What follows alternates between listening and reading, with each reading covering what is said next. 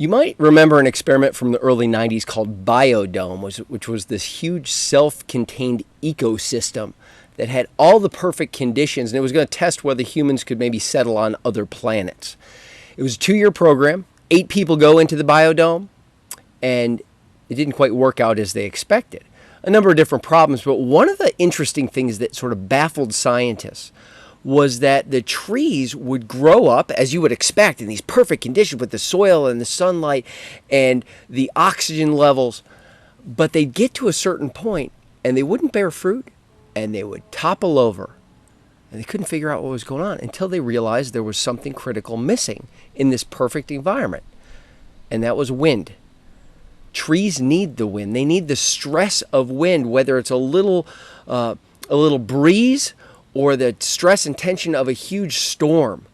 But that pressure and stress causes this tree to actually, the fibers to get stronger, and it causes the tree to drive its roots more deeply so that it can sustain further growth and further storms.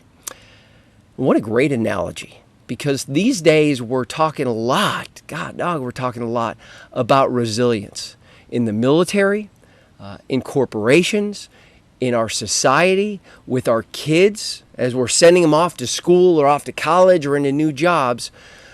There's this natural tendency as leaders and even parents to say, hey, the storms are coming, we know that, but for now, let's protect you as much as we can from the wind so that you can focus on growth. And it comes at a price. Is the strength that is needed for the future storms is built with the wind and tension and stress of the current storms and the past storms. Now, I, as a parent, I struggle with helicoptering in because I care so much, or as a supervisor, I maybe micromanage or roll in and I try and eliminate obstacles and challenges that will allow people to grow. And those who experience, there's an area of psychology called post-traumatic growth. And those who experience post-traumatic growth after a trauma or just a setback or a crisis oftentimes come to the realization that, you know what, this was kind of a gift. Because only through this am I now aware of my strength, what I can endure. Or maybe I have insights and wisdom that are only possible to gain because I've gone through this.